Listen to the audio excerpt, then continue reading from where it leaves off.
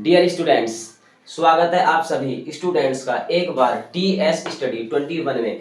देखिए, आज का जो हमारा न्यू टॉपिक है वो क्या है, वो है हमारा स्टेटिव वर्ब्स। स्टेटिव वर्ब्स किसे बोलते हैं? देखिए, सबसे पहले हमने आपको कोई भी टॉपिक बताया, सबसे पहले हमने आपको उस टॉपिक की हिंदी प्लस उसकी आइडेंटिटी, डेफिनेशन, ये सब चीज क्लियर कराकर जब हमने उसके बाद आपको डिटेल में बताया, तो आज भी हम आपको लास्ट वीडियो की तरह ही विस्तार से बताएंगे। देखिए, सबसे पहले हम स्टेटिव वर्ब्स के बारे में जानते हैं। स्टेटिव वर्ब्स का यूज कब और कैसे किस तरीके से किया जाता है। स्टेटिव वर्ब्स को बोलते हैं स्थिति सूचक क्रियाएं।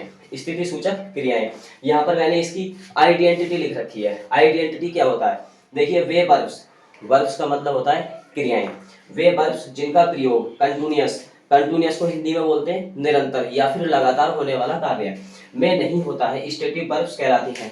हाँ माय डियर स्टूडेंट्स, एक बात का आप विशेष ध्यान रखें, ये वाली जो स्टेटिव वर्ब्स है इसमें हर एक सेंटेंस हमारा कंटिन्यूअस टेंस में दिखेगा, लेकिन दरअसल इनका यूज हम इंडेफिनिट टेंस में करते हैं। वो मैंने आपको अभी लिख रखा है, मैं थोड़ा बताऊंगा आपको। देखिए, इनका प्रयोग इंडेफिनिट टेंस में होता है। इंडेफिनिट टेंस को बोलते हैं अनिश्चित काल। अनिश्चित काल को यदि हम हिंदी में आपको बताएं तो देखो क्या है, यह क्रिया के रूप को, यह क्रिया के रूप को स्पष्ट रूप से नहीं बताता। यह क्रिया के रूप को स्पष्ट रूप से नहीं बताता, बल्कि यह केवल दर्शाता है कि क्रिया कब हुई है या फिर हो रही है। कहने का अर्थ यह है माय डियर स्टूडेंट्स कि क्रिया हमारी प्रेजेंट टेंस में है या फिर पास्ट टेंस में या फिर फ्यूचर टेंस में। यहाँ देखिए, मैंने यहाँ पर लिख रखा है, जैसे मैं हर रोज स्कूल जाता हूँ। यहाँ पर स्टेटिव वर्ब में, यहाँ पर स्टेटिव वर्ब्स में क्रिया जो हो रही है वो इंडेफिनिट टेंस में तो हो रही है, लेकिन प्रेजेंट के इंडेफिनिट टेंस में हो रही है। यहाँ पर कल वह स्कूल गया, तो ये क्रिया भी इंडेफिनिट टेंस में हो रही है लेकिन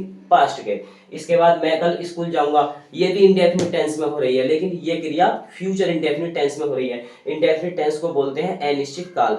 आइए अब हम थोड़ा क्या नाम है स्टेटिव वर्ब्स के बारे में स्टार्ट करते हैं। देखिए, यहाँ पर मैंने लिख रखा है जो किसी स्थिति, अवस्था या फिर अनुभूति का डिस्क्राइब करे, उनका क्या करे, वर्णन करे, न कि किसी कार्य या फिर गतिविधि का। कैसे?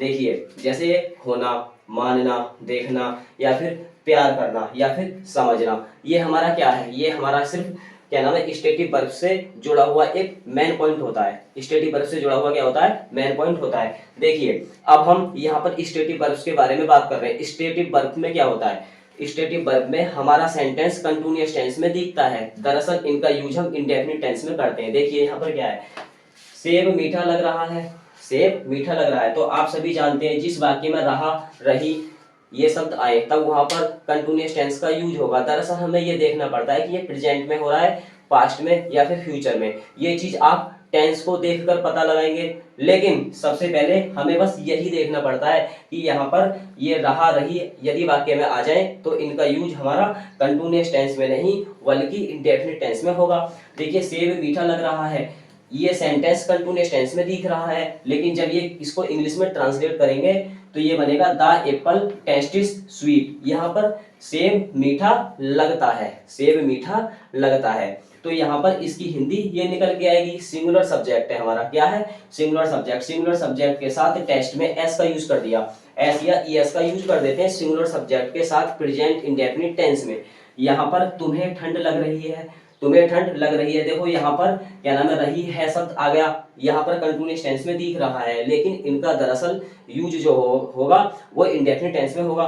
देखो, यू फील कोल्ड, यहाँ पर फील में एस क्यों नहीं लगा, यहाँ पर इस वजह से नहीं लगा क्योंकि यहाँ हमारा सब्जेक्ट प्लूरल नंबर का है, यहाँ पर प्लूरल का है, ठीक है, सब्जेक्ट हमारा प्लूरल है, तो इसलिए यहाँ पर एस नहीं लगा। अब सबसे पहले माय डियर स्टूडेंट्स, जो हम शुरू करने जा रहे हैं स्टेटिव वर्ब्स, स्टेटिव वर्ब्स से पहले कुछ और वर्ब्स होती हैं जिनका यूज हम आज आपको बताएंगे। स्टेटिव वर्ब्स तो बहुत अलग है। इससे पहले हमारा जो ऑप्शंस आता है वर्ब्स, वर्ब्स कितने प्रकार की होती हैं, वर्ब्स होती हैं 8 प्रकार की। तो आइए सबसे पहले हम वर्ब्स के बारे में जानेंगे।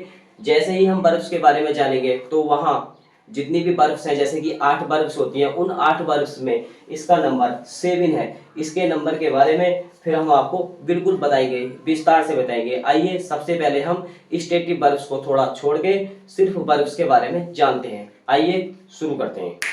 देखिए अब हम वर्ब के बारे में जानते हैं। देखिए वर्ब की हमने यहाँ पर डेफिनेशन से लिख रखी है, the word which tells something about a noun और प्रोनाउन इज कॉल्ड। कहने का अर्थ ये होता है, इसका जो अर्थ निकलेगा वो निकलेगा जो वर्ड अर्थात शब्द किसी नाउन को बोलेंगे संज्ञा, या प्रोनाउन या इसको बोलेंगे हम सर्वनाम के बारे में बताए, सर्वनाम के बारे में बताए, तब हम उसे वर्ब बोलते हैं, तब हम उसे क्या बोलते हैं, क्रिया बोलते हैं। जैसे आई एम ए प्लेयर, मैं एक खिलाड़ी हूँ। सी इज ए डांसर, वह एक नृत्यकी है। यहाँ पर और भी सेंटेंसेस जोड़ सकते हैं, जैसे कि मतलब वह एक लेखक है, तो ही इज ए राइटर, वह एक अध्यापिका है, तो सी इज ए टीचर। यहाँ पर ये सेंटेंसेस जो बताए हैं मैंने आपको, यहाँ पर एम इज वाज वर्ब, ये अगर यहाँ पर आते हैं तब इनको ही तो हम वर्ब बोलते हैं। जैसे कि हम सेंटेंसेस बनाते हैं, use of verb to be is am are और वाज वर्ब, इनका जो यूज होता है वो मतलब वर्ब में वहां पर आता है। यहाँ पर देखिए अब हम जो वर्ब है उसके बारे में बात करते हैं। देखिए वर्ब, यहाँ पर वर्ब हमारी 8 प्रकार की होती है। कितने प्रकार की होती है? 8। यहाँ पर पहला है एक्शन वर्ब। एक्शन वर्ब को बोलेंगे गतिविधि क्रिया। क्या बोलेंगे? गतिविधि क्रिया। दूसरा है ट्रांजिटिव वर्ब। ट्रांजिटिव वर्ब को बोलेंगे सकर्मक क्रिया। इसके बाद नेक्स्ट है इंट्रांजिटिव वर्ब। इंट्रांजिटिव वर्ब को बोलेंगे अकर्मक क्रिया। इसके बाद नेक्स्ट क्या है? नेक्स्ट है एक्सिलरी वर्ब। क्या है? Axillary verb. इसको हम हेल्पिंग वर्ब भी बोल सकते हैं। इन दोनों का अर्थ सहायक क्रिया होगा। क्या होगा? सहायक क्रिया। इसके बाद हमारा जो आता है स्टेटिव वर्ब, जो अभी हमारा बिल्कुल प्रेजेंट टाइम में जो टॉपिक चल रहा है ये वही है स्टेटिव वर्ब, स्थिति सूचक क्रिया। क्या है? स्थिति सूचक क्रिया। नेक्स्ट है मॉडल वर्ब। मॉडल वर्ब में जैसे कि can, could, must, might, out, should, ये चीज अगर यहाँ पर आए तो वो हमारी मॉडल वर्ब कहलाएंगी। कहने का अर्थ ये होता है कि हेल्पिंग वर्ब का दूसरा रूप मॉडल वर्ब कहलाता है, तो इसे रूपात्मक क्रिया बोलेंगे। इसके बाद आता है फ्रेजल वर्ब, इसको बोलेंगे वाक्यांश क्रिया। नेक्स्ट है इरेगुलर वर्ब। कहने का अर्थ ये होता है कि यहाँ पर मैंने जो आपको बताया था कि वर्ब 8 प्रकार की होती हैं, तो यहाँ पर वर्ब 9 प्रकार की होंगी। क्यों होंगी? जैसे कि यहाँ पर ट्रांजिटिव वर्ब था, तो इसका जो तीसरा वाला ऑप्शन था वो हमने इंट्रांजिटिव बताया, तो ठीक उसी के अकॉर्डिंग यहाँ पर इरेगुलर वर्ब को हम रेगुलर वर्ब भी बोलेंगे। इरेगुलर वर्ब होगा अनियमित क्रिया और रेगुलर वर्ब होगा हमारा नियमित क्रिया। चलिए अब हम इन 9 वर्ब्स में से सिर्फ हम एक्शन वर्ब के बारे में विस्तार से जानते हैं। आइए शुरू करते हैं। देखिए अब ये हमारा एक्शन वर्ब है। एक्शन वर्ब को बोलते हैं हम गतिविधि क्रिया। गतिविधि क्रिया की आइडेंटिटी क्या होती है? वे क्रियाएं जो किसी वाक्य में सब्जेक्ट को बोलते हैं कर्ता। कर्ता को भी अगर हम थोड़ा ओपन करके बोलें तो बोलेंगे कार्य को करने वाला या फिर कार्य को कराने वाला, द्वारा किए गए कार्य या गतिविधि का डिस्क्राइब करे या फिर वर्णन करे, ठीक है, उसे हम एक्शन वर्ब या गतिविधि क्रिया कहते हैं।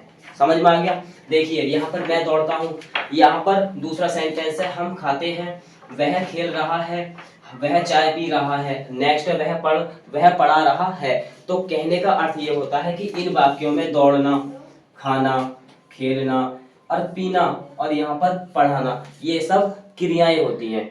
ये सब क्या होती हैं? सब क्रियाएं होती हैं जो क्या नाम है एक्शन वर्ब में ज्यादा मतलब महसूस कराई जाती हैं। तो कहने का मतलब ये होता है मैं दौड़ता हूँ, ये बनेगा तो 12 टेंसेस के अकॉर्डिंग, लेकिन यहाँ पर एक्शन वर्ब में जो क्रियाएं होती है ना उनका ज्यादा ही योगदान हो, ज्यादा ही बात हो, तब वो वहां पर एक्शन वर्ब कहलाता है।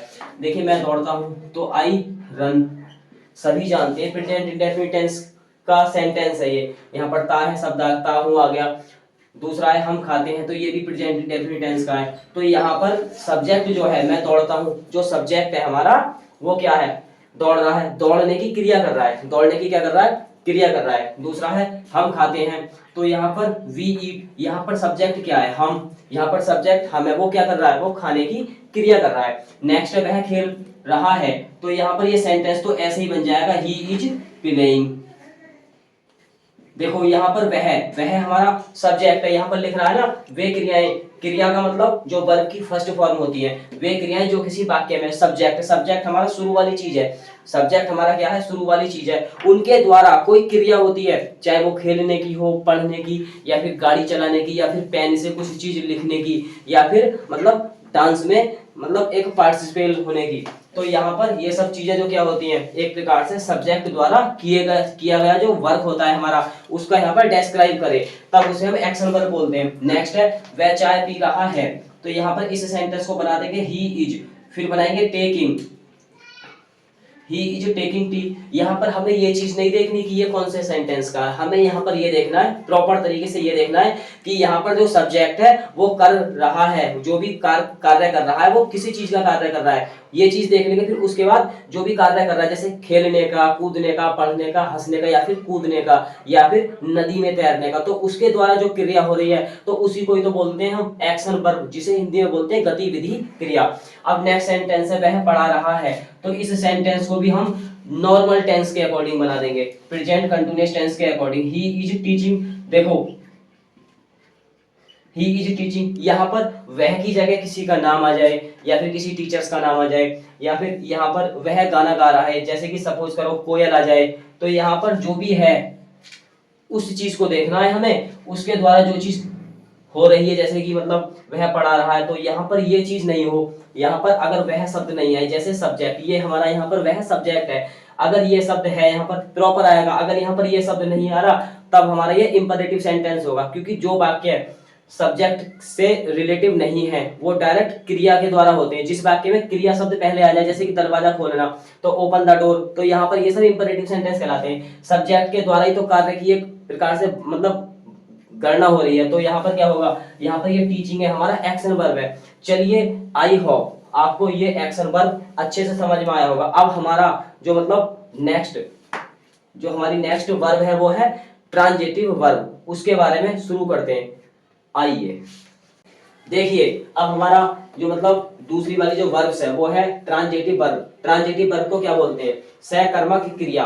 देखो इसकी डेफिनेशन है, क्या है, वे वर्ब्स को बोलते हैं क्रियाएं जिनके साथ एक या दो ऑब्जेक्ट हो, जिनके साथ एक या दो ऑब्जेक्ट हो। कहने का अर्थ यह है कि एक ऑब्जेक्ट तो सभी के साथ होता है, लेकिन एक ऑब्जेक्ट तो होगा लेकिन उसके साथ एक ऑब्जेक्ट और हो, जिसे बोलते हैं डबल ऑब्जेक्ट। यदि यहाँ पर इस वर्ब में दो ऑब्जेक्ट हो, एक भी हो या एक से अधिक, तब उसे हम ट्रांजिटिव वर्ब कहते हैं। तो देखिए यहाँ पर कुछ एग्जाम्पल्स हैं जो ट्रांजिटिव वर्ब में हमें सोच समझकर यहाँ पर एग्जाम्पल्स को बिल्कुल विस्तार से बनाना है। तो यहाँ पर देखो क्या है, वह एक प्रश्न पूछता है, तो सबसे पहले माय डियर स्टूडेंट्स, एक बात का विशेष ध्यान देंगे, ये सभी टेंसेस, सभी वाक्य जो है ये टेंस से जुड़े हुए हैं। तो देखिए वह एक प्रश्न पूछता है, तो इस सेंटेंस को बनाएंगे ही आस्क।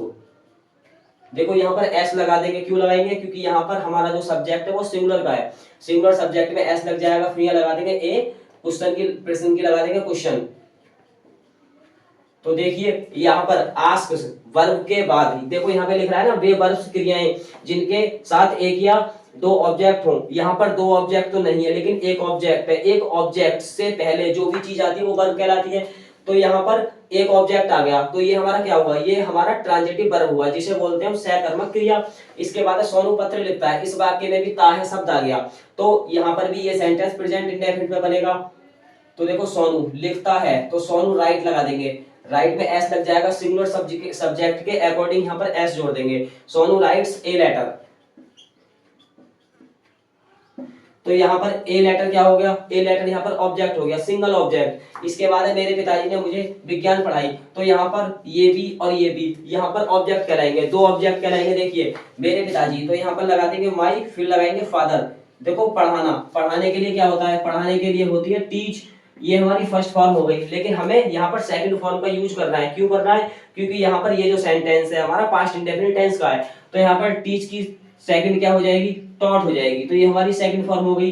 थर्ड फॉर्म भी हमारी यही होती है, लेकिन थर्ड फॉर्म का यूज हम तब कर सकते हैं जब हमारा जो मतलब टेंस है वो परफेक्ट टेंस के होने चाहिए, चाहे वो प्रेजेंट परफेक्ट के हों या फिर पास्ट परफेक्ट के हों या फिर फ्यूचर परफेक्ट टेंस के हों। यदि यहाँ पर इन तीनों चीजों में से कोई सा भी मतलब टेंस का जिक्र होता है या फिर किसी भी टेंस की बात होती है इन परफेक्ट टेंसों में, तब वहां पर उनकी हेल्पिंग वर्ब लगाकर उसके बाद वर्ब की थर्ड फॉर्म का यूज करते हैं। तो देखिए माय फादर, मेरे पिताजी ने सबसे पहले पढ़ाया, तो माय फादर टॉट। देखो मेरे पिताजी ने पढ़ाई, क्या पढ़ाई, वो चीज नहीं देखी जाएगी, यहाँ पर पढ़ाई मतलब मुझे, तो माय फादर टॉट मी, फिर लगा देंगे साइंस। देखो मेरे पिताजी ने मुझे विज्ञान पढ़ाई, तो यहाँ पर मी भी आ गया और साइंस भी आ गया, तो ये हमारे डबल ऑब्जेक्ट हो गए।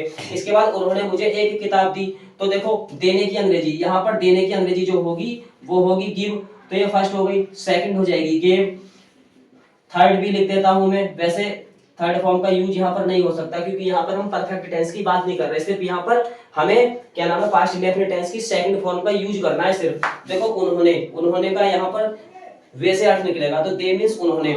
देखो देने की अंग्रेजी गिव है, तो सेकंड हो जाएगी गेव, उन्होंने दी मुझे, तो दे गेव, फिर लगा देंगे मी, यहाँ पर लगाएंगे ए और फिर लगाएंगे बुक। तो देखो यहाँ पर मी और ए बुक दोनों क्या हो गए, ऑब्जेक्ट हो गए। तो यहाँ पर मैंने नोट अच्छी तरीके से लिख रखा है, जिससे कि आप विस्तार से समझें। देखिए जिस क्रिया को करने के लिए, जिस क्रिया को करने के लिए किसी वस्तु की हमें नीड होती है, हमें आवश्यकता होती है, तो उसे हम सहकर्मक क्रिया कहते हैं। इस क्रिया में क्या होता है, जो ऑब्जेक्ट होता है ना, उसका प्रभाव, उसका जो प्रभाव होता है वो पड़ता है। देखो सबसे पहले मैं आपको एक बात बताता हूं, जिस वाक्य में ऑब्जेक्ट का प्रभाव होगा, कहीं ना कहीं वहां पर सब्जेक्ट का भी जिक्र होगा। तो देखिए आई होप, मैं उम्मीद करता हूं आप ये सेंटेंस समझ पाए, उसके सहारे से आप ये ट्रांजिटिव वर्ब भी समझ पाए। अब हमारी जो नेक्स्ट वर्ब है इंट्रांजिटिव वर्ब, इंट्रांजिटिव वर्ब समझते हैं। आइए देखिए अब हमारा है इंट्रांजिटिव वर्ब। इंट्रांजिटिव वर्ब को बोलते हैं अकर्मक क्रिया। देखिए इसकी सबसे पहले हम डेफिनेशंस के बारे में बात करते हैं। देखिए वे वर्ब्स को बोलते हैं क्रियाएं जिनके साथ कोई ऑब्जेक्ट कार्य नहीं करता। ऑब्जेक्ट को बोलते हैं कर्म, कार्य नहीं करता, लेकिन फिर भी जो हमारा वाक्य दिया हुआ होता है ना, जिसको हम इंग्लिश में ट्रांसलेट करते हैं, या फिर हिंदी में दिया हुआ सेंटेंस होता है हमारा, जब हम उसे इंग्लिश में ट्रांसलेट करते हैं तो क्या नाम है, वो चीज नहीं दिया हुआ होता, उसमें ऑब्जेक्ट नहीं दिया होता, लेकिन जो हमारा वाक्य है उसका अर्थ पूरा निकल के आ जाए, तब उसे हम इंट्रांजिटिव वर्ब कहते हैं। देखिए यहाँ पर कुछ एग्जांपल्स हैं जो इंट्रांजिटिव वर्ब से जुड़े हुए हैं। देखिए यहाँ पर क्या है, वह खाता है, क्या है, वह खाता है। तो ये सेंटेंस तो हमारा प्रेजेंट इंडेफिनिट टेंस का है, प्रेजेंट पास्ट फ्यूचर इन्हीं सभी सेंटेंसों में से जुड़े हुए ही आएंगे, लेकिन हमें बस फोकस करना है कि इंट्रांजिटिव वर्ब आखिर कहां पर जाकर वर्क करता है और ट्रांजिटिव वर्ब कहां पर वर्क करता है। ये जितनी भी वर्ब्स होती है, बस हमें ये चीज देखनी पड़ती है कि इनका यूज हम किस तरीके से कैसे करते हैं। हमें सेंटेंसेस वगैरह जो टेंस होते हैं 12 टेंस में, हम उनका यूज किस तरीके से करते हैं वो चीज नहीं देखना, वो सिर्फ हमें ये देखना है कि इंट्रांजिटिव वर्ब में हमारा ऑब्जेक्ट क्या करता है और ऑब्जेक्ट क्या नहीं करता। ये चीज हमें यहाँ पर अच्छी तरीके से देखनी है। तो देखिए वह खाता है, तो सबसे पहले लगाएंगे वह के लिए ही, फिर लगाएंगे खाने के लिए ईट, ईट में लगा देंगे एस। देखिए यहाँ पर क्या है, एक बार फिर से हम दोबारा रिवाइज करते हैं इंट्रांजिटिव वर्ब को। वे वर्ब्स क्रियाएं जिनके साथ कोई ऑब्जेक्ट कार्य नहीं करता, लेकिन फिर भी जो वाक्य होता है ना वो अपना अर्थ पूरा प्रकट करता है, तो उसे हम इंट्रांजिटिव वर्ब कहते हैं। देखिए वह खाता है, क्या खाता है हमें नहीं पता, लेकिन यहाँ पर पूरा अर्थ निकल रहा, वह खाता है तो ही ईट्स। अब देखो पूजा टहलती है, तो इसको हम ट्रांसलेट करेंगे तो कैसे, पूजा टहलने के लिए लगा देंगे बॉक्स। तो यहाँ पर पूजा टहलती है, यहाँ पर ये चीज नहीं दे रखा कि मतलब किस जगह पे टहलती है, बाग में, सड़क पर, या फिर क्या नाम है मतलब किसी गार्डन में, ये चीज यहाँ पर नहीं दे रखी, लेकिन फिर भी यहाँ पर सेंटेंस को अगर हम डीपली पढ़ेंगे तो यहाँ पर पूरा कंफर्म निकल के आ रहा है कि पूजा टहलती है। तो देखो यहाँ पर बॉक्स आ गया, देखो मैं जा रहा हूँ, यहाँ पर ये चीज भी नहीं दे रखा कि मतलब कहाँ जा रहे हैं, हरियाणा, दिल्ली, कानपुर, या फिर मतलब स्कूल या मंदिर में, ये चीज नहीं दे रखी, लेकिन फिर भी वाक्य को अगर हम थोड़ा स्लो टाइप में पढ़ेंगे तब यहाँ पर पूरा अर्थ निकल रहा है, मैं जा रहा हूँ। तो आई एम यहाँ पर लगा देंगे गोइंग।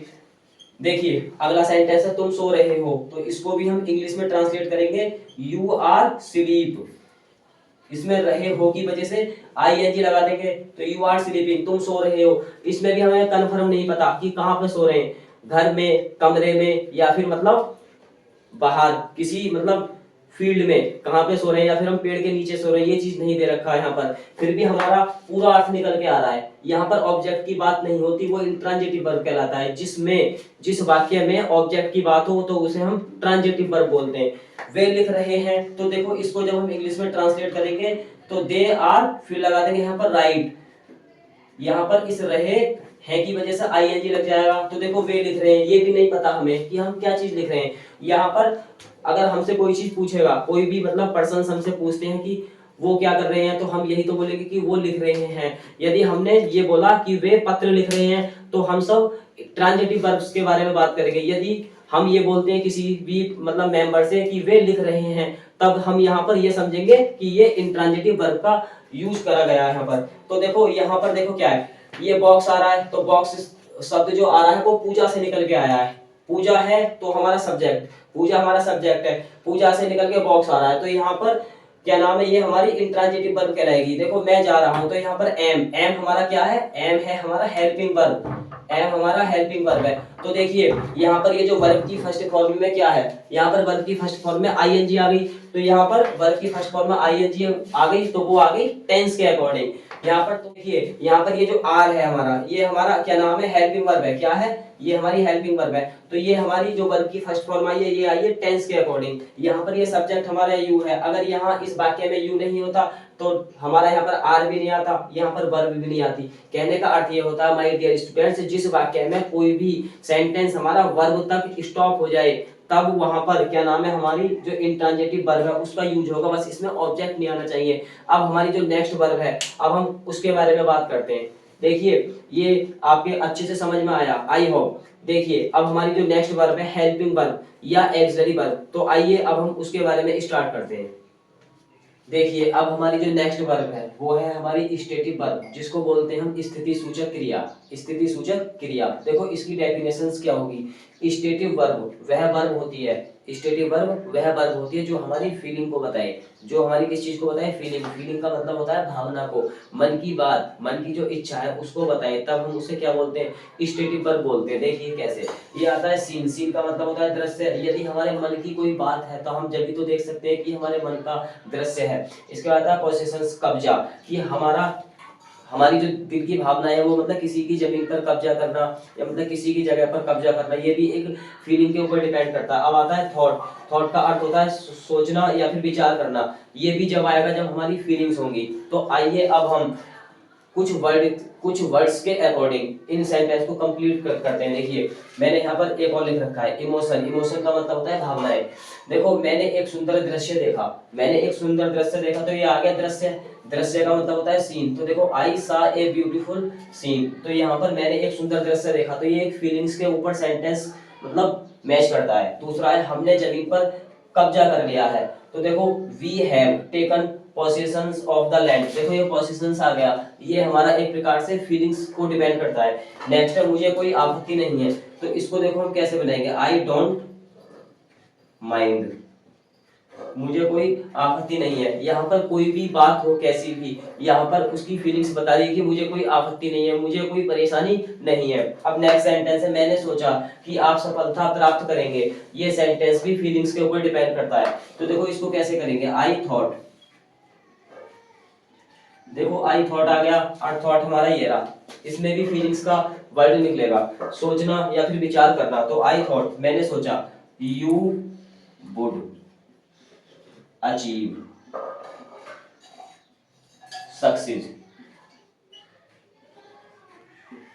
आई होप आपको स्टेटिव वर्ब में ये कुछ एग्जांपल्स और ये कुछ वर्ड्स समझ में आए। अब हमारी जो नेक्स्ट मतलब जो वर्ब है उसके बारे में हम स्टार्ट करते हैं। आइए देखिए अब हमारी ये है मॉडल वर्ब, रूपात्मक क्रिया, इसको क्या बोलते हैं, देखो इसको हम बोलते हैं एमपी, शॉर्ट में क्या बोलेंगे एमपी। ये भी एक हेल्पिंग वर्ब की तरह होती है, जैसे हमारी मतलब जो वर्ब होती है ना हेल्पिंग वर्ब, जैसे वो वर्क करती है ऐसे ही हमारी मॉडल वर्ब वर्क करती है। तो देखो एमपी भी एक हेल्पिंग वर्ब की तरह होती है, जो कि वाक्य को पूरा करने में, कंप्लीट करने में उनकी हेल्प करे, तो उसे हम मॉडल वर्ब बोलते हैं। देखिए यहाँ पर ये कुछ मॉडल वर्ब लिख रखी है मैंने, जिससे कि आप पता लगा सकते हैं, आप देख सकते हैं, आपको अच्छी तरीके से नॉलेज मिल सकती है कि यहाँ पर मॉडल वर्ब ये होती है, और उनका यहाँ पर मैंने हिंदी में अर्थ भी लिख रखा है। तो आइए सबसे पहले हम मॉडल वर्ब के बारे में बात करते हैं। देखिए मॉडल वर्ब निम्न प्रकार की होती है, जैसे कि मस्ट, ही चाहिए, अवश्य, हमें कोई कार्य करना चाहिए, हमें ये कार्य अवश्य करना चाहिए, या फिर हमें रामायण अवश्य पढ़नी चाहिए, ये सेंटेंस है। या फिर इसमें ये भी आ सकता है एक दिन सभी को मरना है, अवश्य मरना है, एक दिन सब ही मरेंगे, तो ये सब बात है। इसके बाद देखो विल है, करेगा करेगी, ये भी हमारी एक मॉडल वर्ब में आती है। दरअसल इसका यूज हम हेल्पिंग वर्ब में करते हैं, लेकिन कभी कभी इनका यूज हम किस में करते हैं, मॉडल वर्ब में करते हैं। देखो सेल, सेल का अर्थ भी होगा करेगी, यहाँ पर आई और बी इनका भी मतलब क्या नाम है मॉडल वर्ब में थोड़ा थोड़ा जिक्र होता है। इसके बाद आता है कैन, कैन को बोलेंगे सकता है या फिर सकती है। देखो यहाँ पर इसको भी हम मॉडल वर्ब बोलेंगे। कुड हमारा है सका था, सकती थी या फिर सकता था, तो यहाँ पर भी इसको हम मॉडल वर्ब बोलेंगे। इसके बाद आता है मे का अर्थ होगा सकता है या फिर सकती है। यहाँ पर हमें देखो एक अच्छी तरीके से बात को समझना है। यहाँ पर देखो कैन का अर्थ भी सकता है, सकती है आ रहा है, और मे का अर्थ भी सकता है आ रहा है, लेकिन इसके आगे जो लिख रहा है वो कैन के आगे नहीं लिख रहा। कैन में सिर्फ यही होता है कि वह स्कूल जा सकता है। यहाँ पर बारिश हो सकती है, हम स्कूल बारिश की वजह से नहीं जा सकते हैं, तो यहाँ पर कहने का अर्थ ये होता है अनुमति, संभावना, आशीर्वाद, ये सब चीज अगर यहाँ पर आए तब हम वहां पर मे का यूज कर सकते हैं। माइट का अर्थ होगा क्या नाम है, हो सकता है। जब एक वाक्य मतलब जब एक वाक्य में दो चीज आए, जैसे उसने कहा कि वह पास हो सकता है, तुमने कहा कि मैं स्कूल जा सकता हूँ, तो कहने का मतलब ये होता है हमारी एक क्लास और दूसरी क्लास के बीच बीच में अगर की शब्द आए तब वहां पर माइट का यूज करते हैं। इसके बाद आता है यूज्ड टू, इसका अर्थ निकलेगा या, यही करता था या फिर करती थी। ये सेंटेंस वो है जो मैंने आपको अपनी लास्ट वीडियो में कुछ दिन पहले यूज्ड टू और गुड के बारे में आपको बताया था, ये वही सेंटेंस है। इसके बाद आता है शुड। शुड का अर्थ क्या होगा, हमें पढ़ना चाहिए, तुम्हें स्कूल जाना चाहिए, तो यहाँ पर ये चाहिए शब्द के लिए आएगा आउट टू। आउट टू का अर्थ करना चाहिए, जैसे कि नैतिक कर्तव्य के लिए यहाँ पर हम आउट टू का प्रयोग कर सकते हैं। इसके बाद आता है नीड। नीड का मतलब होता है जरूरत, मुझे अब पैसे की जरूरत नहीं है, तो यहाँ पर ये नीड भी हमारी एक प्रकार से मॉडल वर्ब है। इसके बाद आता है डेयर। यदि कोई किसी को टच कर देता है, यदि कोई किसी को टच कर देता है तो बहुत से बोलते हैं कि हाउ डेयर यू, तुम्हारी हिम्मत कैसे हुई, तो कहने का अर्थ ये है माय डियर स्टूडेंट्स कि यहाँ पर डेयर को हम हिम्मत बोल सकते हैं। अब यहाँ पर ये मैंने मॉडल वर्ब आपको समझा दिया। मैंने यहाँ पर दो एग्जाम्पल्स लिख रखे हैं जो मॉडल वर्ब से जुड़ी हुई मतलब मॉडल वर्ब से जुड़े हुए हैं, तो यहाँ पर इन सेंटेंस को हम कंप्लीट करेंगे।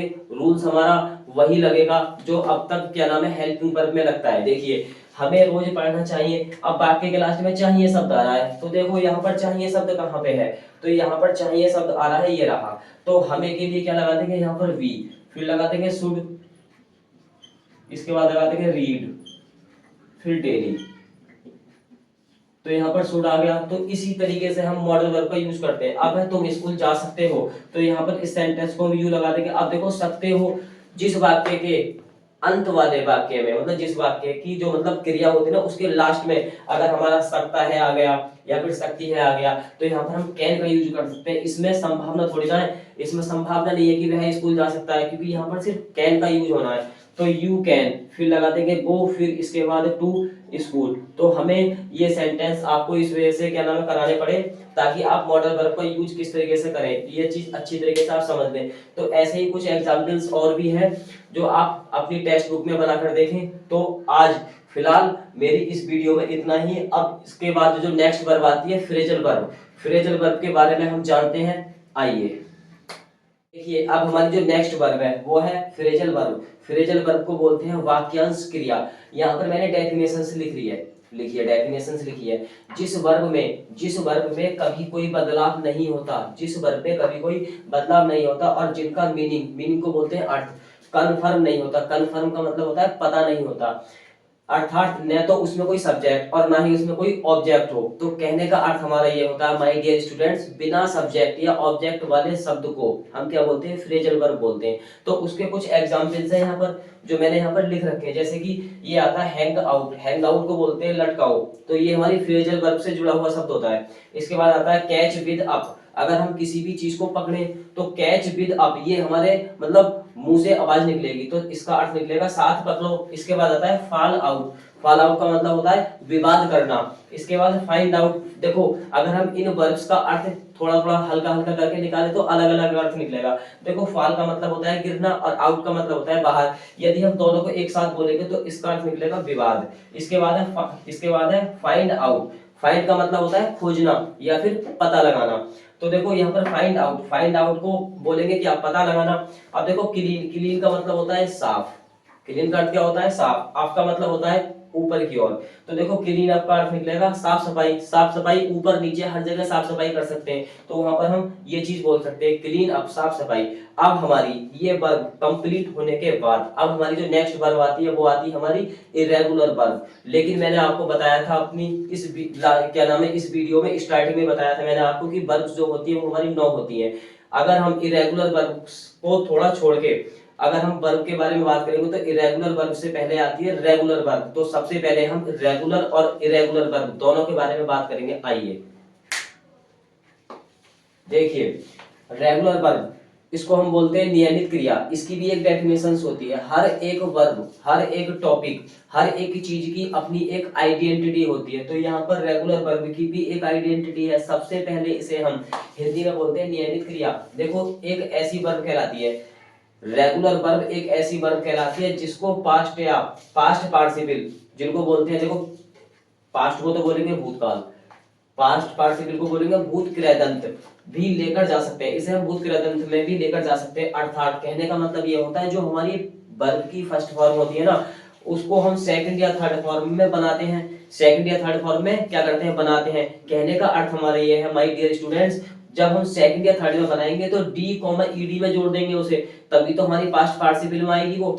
तब हम इन सभी मिक्सचर को, डी कॉमा ईडी वाले मिश्रण को ही रेगुलर वर्ब बोलते हैं। कैसे, यहाँ पर देखिए कुछ वर्ब्स लिख रखी है मैंने यहाँ पर। तो देखिए यहाँ पर इनमें हम किसी में डी जोड़ेंगे, किसी में ईडी जोड़ेंगे, तब यहाँ पर ये हमारी क्या नाम है, मतलब रेगुलर वर्ब कहलाएगी। तो कहने का अर्थ ये होता है डी कॉमा ईडी का एडिशन होता है।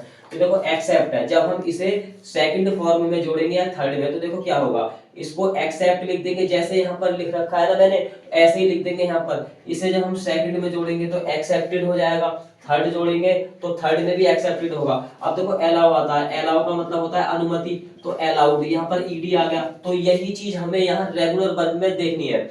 इसके बाद आता है काल। तो देखो काल को क्या बोलेंगे, काल को बोलेंगे काल्ड, तो ईडी का मिश्रण हो गया। इसके बाद आता है कैलकुलेट, CALCULAT।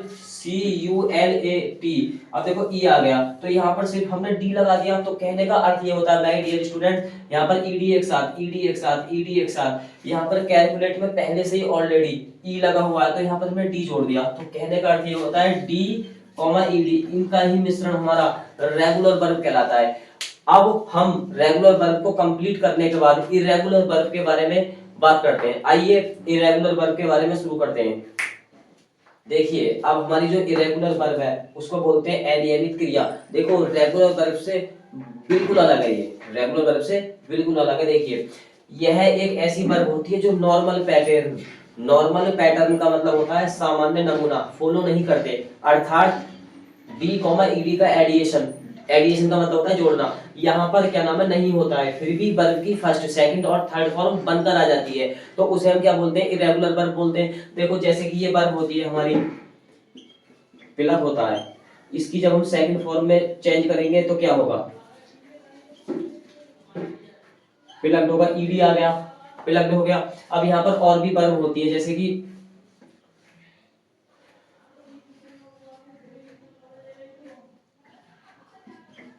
फॉलो होता है, तो इसको जब हम सेकंड फॉर्म में या थर्ड में चेंज करेंगे तो फॉलोड हो जाएगा। तो कहने का मतलब ये होता है इनका यहाँ पर डी कॉमा ईडी का एडिएशन ना हो, तब वहां पर उसे तो हम रेगुलर वर्ब बोलते हैं। लेकिन यहाँ डी कॉमा ईडी का एडिएशन अगर नहीं हो रहा, फिर भी वर्ब की फर्स्ट सेकंड थर्ड बनकर आ रही है, तो उसे हम इरेगुलर वर्ब बोलेंगे। देखिए कैसे, जैसे कि अब एक होता है, अब एक की जब हम सेकंड फॉर्म में चेंज करेंगे तो सिर्फ यहाँ ए ओ में चेंज होगा, बाकी चीज सेंटेंस वही रहेगा। देखो यहाँ पर ये वाली जो फॉर्म है सेकंड, इसको जब हम थर्ड में चेंज करेंगे तो बिल्कुल ऐसे ही आ जाएगा, सिर्फ एन हो जाएगा। तो कहने का अर्थ ये होता है माय डियर स्टूडेंट्स, यहाँ पर ओ आ गया, यहाँ पर लास्ट में ई एन, ये सब अलग अलग वर्ड्स यूज होते हैं यहाँ पर। अब देखो बाई है, तो बाई हमारी क्या हो गई, फर्स्ट है, तो बाई खरीदना, बॉट खरीदना हो जाएगा। तो देखो ये वाली यही चीज है, तो यहाँ पर ना तो डी कॉमा ईडी इनका एडिशन नहीं होगा। ऐसे ही हमारा कैच है, तो देखो कैच में कैचड नहीं हो सकता, ना ईडी नहीं लगा सकते।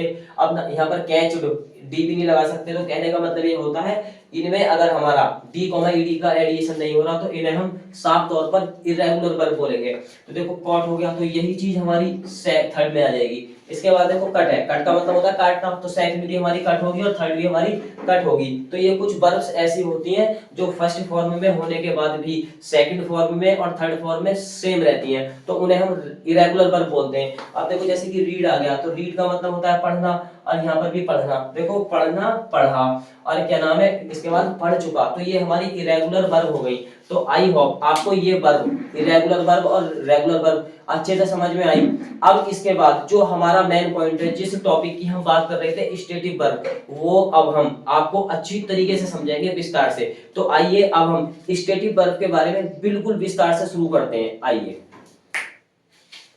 माय डियर स्टूडेंट्स, एक बार फिर से आप सभी स्टूडेंट्स का स्वागत है आपके अपने YouTube चैनल TS स्टडी 21 में। देखिए जो हमारा मेन टॉपिक है स्टेटिव वर्ब्स, इसको हम आपको विस्तार में बताएंगे, लेकिन उससे पहले हम आपको बताएंगे कि हमने आपको जो स्टेटिव वर्ब से पहले जो वर्ब्स होती है ना, उनके बारे में हमने आपको पूरा विस्तार से बताया।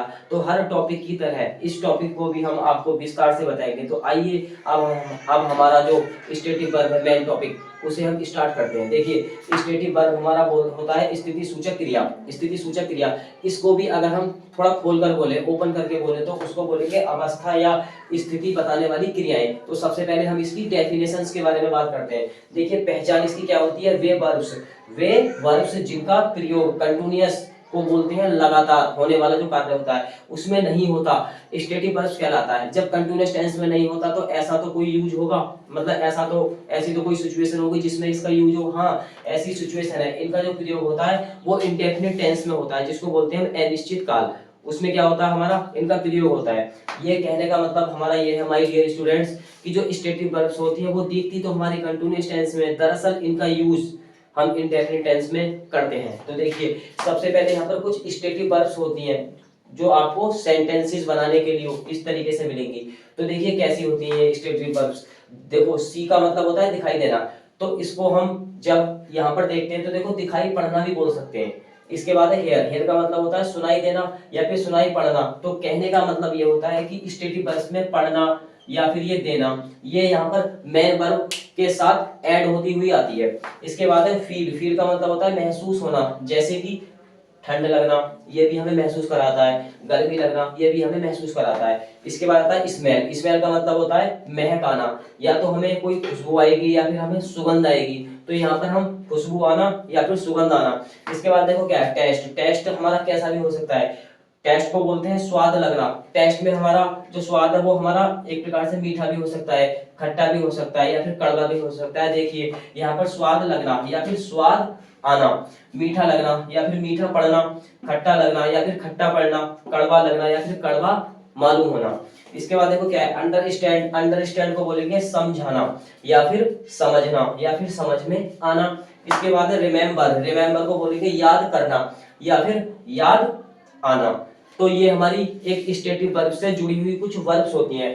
अब स्टेटिव वर्ब्स में जो हमारा यूज होता है वो होता है अपीयर, सीम्स एंड लुक। इनका यूज हम किस तरीके से करते हैं स्टेटिव वर्ब में, आइए सबसे पहले हम उसकी पहचान के बारे में बात करते हैं। स्टेटिव वर्ब्स में अपीयर, सीम एंड लुक्स का आइए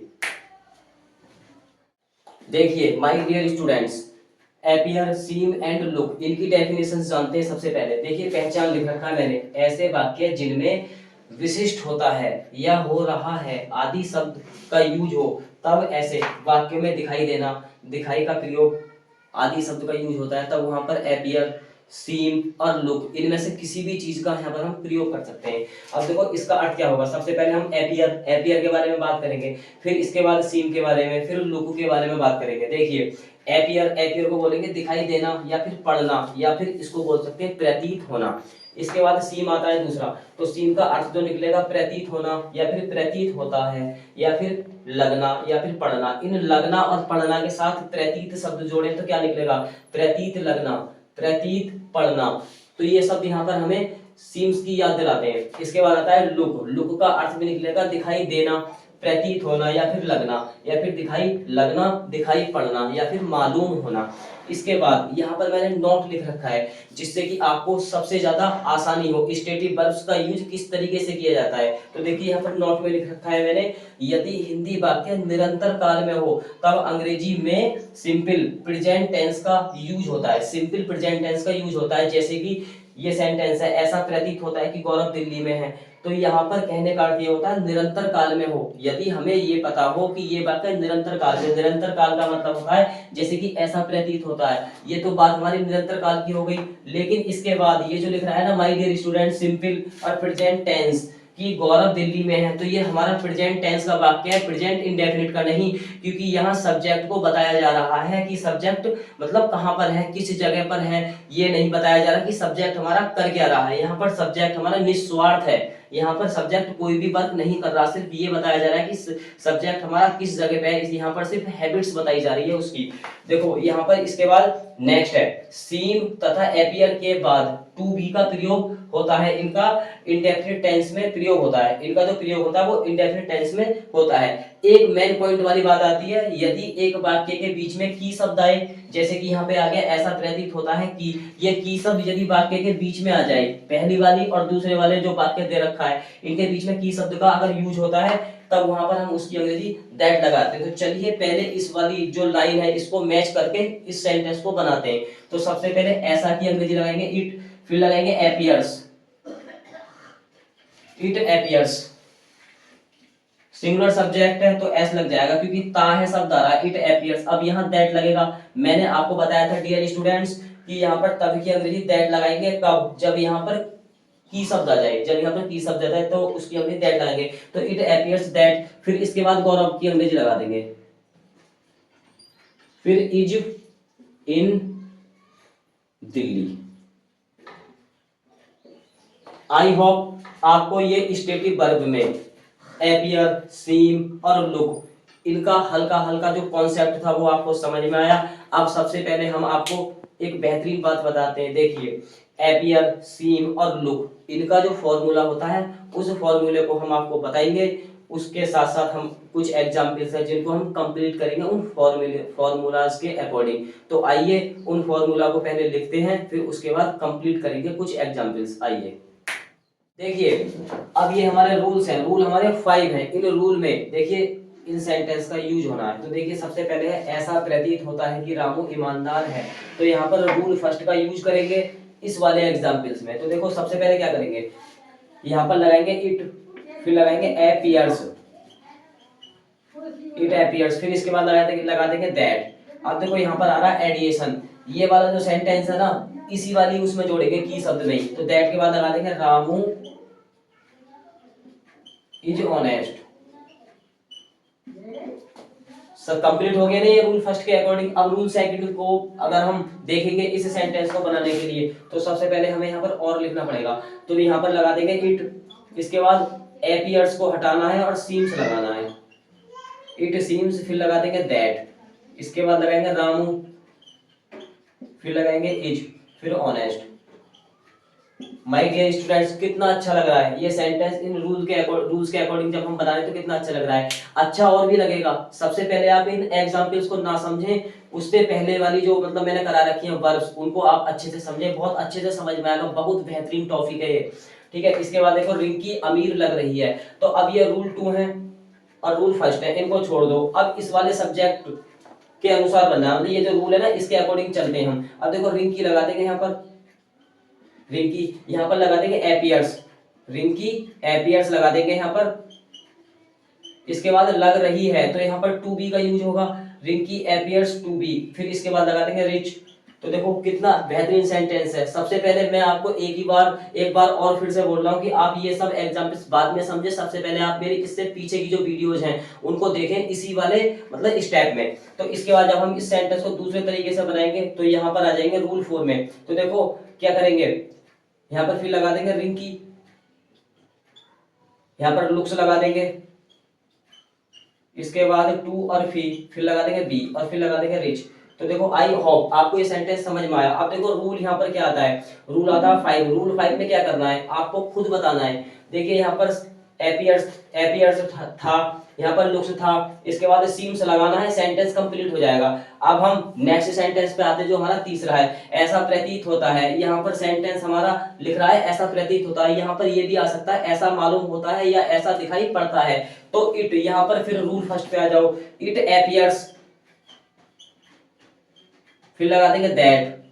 देखो इट एपियर्स दैट, ये सेंटेंस हो गया ऐसा प्रतीत होता है कि, ये की शब्द के लिए हमने दैट लगा दिया। मैंने अभी समझाया था आपको रूल्स लिखवाने से पहले कि वे फिल्म देख रहे हैं, प्रेजेंट कंटीन्यूअस टेंस है तो यहाँ पर लगा देंगे दे, इसके बाद लगाएंगे आर, देखने के लिए वॉच लगाएंगे, यहाँ पर वॉच में आईएनजी लग जाएगा, दे आर वॉचिंग, फिर लगा दो मूवी, मूवी भी लगा सकते हैं यहाँ पर हम, फिल्म भी लगा सकते हैं। अब देखो इस सेंटेंस को हम दूसरे रूल्स के अकॉर्डिंग बनाएंगे तो कुछ नहीं करना माय डियर स्टूडेंट्स, बस यहाँ पर अपीयर्स हटाना है और यहाँ पर सीम्स का यूज करना है। तो देखो ये ऐसे बनेगा, इट क्या नाम है, सीम्स दैट, फिर इसके बाद लगा देंगे दे आर वॉचिंग मूवी। देखिए इसके बाद नेक्स्ट सेंटेंस है, ऐसा दिखाई देता है। अभी तक जितने भी सेंटेंसेस कराए उसमें देखो क्या आया, ऐसा प्रतीत होता है, ऐसा प्रतीत होता है, लेकिन ये जो फोर्थ सेंटेंस है इसमें थोड़ा हटके आया है दो एग्जांपल्स के अकॉर्डिंग। यहाँ ऐसा दिखाई देता है तो घबराने की कोई बात नहीं है, यहाँ पर भी हमें इट अपीयर्स ही लगाना है, इट अपीयर्स लगाना है। आप रूल देखें और उसके बाद सेंटेंस के बारे में सोचें कि सेंटेंस किस तरीके से बनेगा। तो इट अपीयर्स दैट, यहाँ पर किस तरीके से बनाएंगे, यू, फिर लगा देंगे आर, आर के बाद लगा देंगे ए और फिर चोर की लगा देंगे थी। तो देखो माय डियर स्टूडेंट्स, सबसे पहले हमें इट का यूज करना है, अपीयर्स, फिर दैट, फिर एडिशंस, यहाँ पर कौन सा वाक्य किस वाली चीज के साथ जुड़ा हुआ है। इसके बाद ये कॉम्प्लीमेंट आता है, कॉम्प्लीमेंट वाक्य को कंप्लीट करने के लिए होता है। इसके बाद क्या नाम है, ये सभी में कॉम्प्लीमेंट का यूज होगा। अब यहाँ पर अपीयर्स लगा दिया मैंने, आपको ये सेंटेंस एक तरीके से और बनाना है। अब ये नेक्स्ट सेंटेंस है, ऐसा प्रतीत होता है कि तुम थके हुए हो, तो ऐसा प्रतीत होने के लिए क्या लगा देंगे, इट अपीयर्स। देखिए ये सेंटेंस मैं आपको रूल 5 के अकॉर्डिंग बना के दिखाऊंगा। रूल 5 में किस तरीके से, मतलब जितने भी रूल हैं हमारे, रूल फर्स्ट, रूल सेकंड और रूल थर्ड, रूल 4, रूल 5, इन सभी रूल्स के अकॉर्डिंग ये सेंटेंस मैं आपको बताऊंगा, आप बस देखते जाइए। तो देखो इट अपीयर्स दैट, ऐसा प्रतीत होता है दैट कि तुम थके हुए हो, तो you are tired. My dear students एक बात का ध्यान रखेंगे, यहाँ पर आ रहा है थके और हुए, ये यहाँ पर पास्ट पार्टिसिपल है, यहाँ पर क्या है, पास्ट पार्टिसिपल। वो अभी हम आपको नेक्स्ट वीडियो में नेक्स्ट टॉपिक के साथ बताएंगे, जब भी हमारा जैसे भी जो मतलब हमारा स्टेप बाय स्टेप है, जैसे हम बनाते चलेंगे आपको पास्ट पार्टिसिपल, प्रेजेंट पार्टिसिपल, दरअसल कहने का मेरा ये मीन्स है कि मैं आपको जरूर बताऊंगा। तो देखो it appears that you are tired, ये हमारा यहाँ पर टायर्ड पास्ट पार्टिसिपल है। इसके बाद दूसरा स्टेप से कैसे बनाएंगे, इट अपीयर्स को हटा दो, यहां पर सीम्स लगा दो, इट सीम्स दैट, फिर लगा देंगे you are tired. I hope आपको ये सेंटेंस समझ में आया। इसके बाद रूल फर्स्ट के अकॉर्डिंग बना दिया, रूल सेकंड के अकॉर्डिंग बना दिया। अब देखिए ऐसा प्रतीत होता है कि तुम थके हुए हो, तो यहाँ पर रूल थर्ड में आते हैं। देखिए सब्जेक्ट लगा देंगे यहाँ पर यू, इसके बाद देखो क्या है, सब्जेक्ट के बाद आता है अपीयर्स, तो हमें यहाँ पर अपीयर लगाना है, सिर्फ क्या लगाना है, अपीयर लगाना है। वो पता है क्यों लगाना है, क्योंकि यहाँ पर सब्जेक्ट हमारा सिंगुलर नहीं है, प्लूरल है। तो यू अपीयर, अपीयर के बाद देखो क्या है, टू बी लगा देंगे, यू अपीयर टू बी, इसके बाद लगा दो टायर्ड, ठीक है। इसके बाद देखो ये अगर हम अब हमारा रूल 4 आता है, तो इसमें भी हम क्या लगा देंगे, यू, फिर लगा देंगे लुक, इसके बाद लगा दो टू और बी, फिर लगा देंगे टायर्ड। इसके बाद देखो क्या है, इसमें भी फिर कुछ नहीं करना है। अब यहाँ पर नेक्स्ट है यू, और फिर इसके बाद क्या लगा देंगे, देखो यहाँ पर है सीम, तो यहाँ पर लगा देंगे यू सीम, इसके बाद लगा देंगे टू बी और टायर्ड। आज के लिए फिलहाल मेरी इस वीडियो में इतना ही। आप देख के वीडियो बताना कि किस तरीके से, मतलब आपके कोई भी चीज समझ में किस तरीके से नहीं आई, आप मुझे कमेंट में बता देना। और हाँ, अब हमारा जो नेक्स्ट वीडियो में नेक्स्ट टॉपिक आएगा वो आएगा हमारा इन्फिनिटिव।